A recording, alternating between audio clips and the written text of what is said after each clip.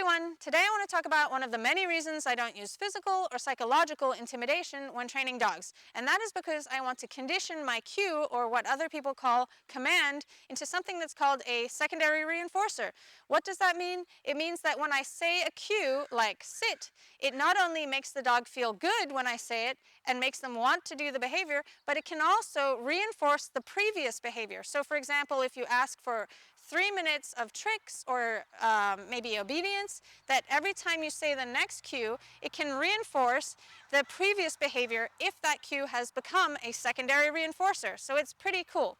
The problem with not conditioning cues as secondary reinforcers is that sometimes they can have a punishing quality. So if you're using intimidation when you say your cues like sit, down, and things like that, every time you say your cue, it's almost like you've punished the behavior your dog has just done, and it can make the dog feel frustrated, anxious, and even feel punished.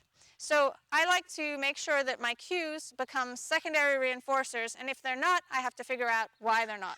I don't think saying no or is extremely cruel or extremely aversive to dogs unless you had an extremely soft dog or a feral dog or something like that.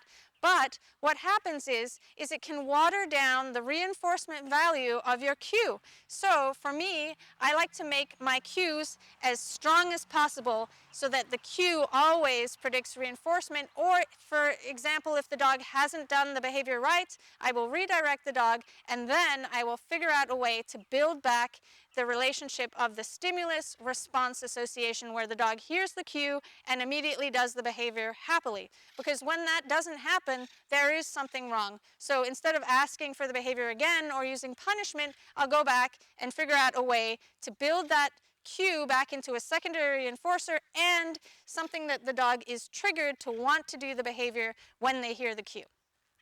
Are you ready? Go around. Left turn, right turn, left turn, right turn. As you can see, left turn, right turn. Wish is enjoying, left turn, the behaviors that I'm asking her to do. Right turn, and she's waiting to see what next is going to happen. Are you ready? Go crazy. Wait, unwind. Wait. Ready?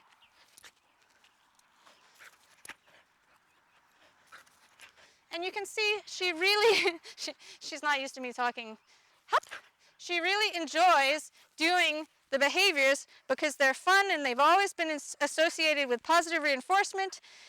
So every time I cue her to do something, she really enjoys it, as well as visual cues like I'm doing now. Ready? Can you do both? Pause. Drop. Tight. Twirl, go between. Twirl, spooky. Twirl, butt.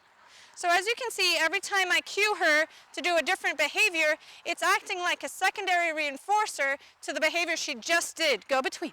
So she's not frustrated and she's enjoying every moment of the routine, and I don't have to use an intimidating tone of voice with her to get her to want to do the behaviors with me. Okay, get it.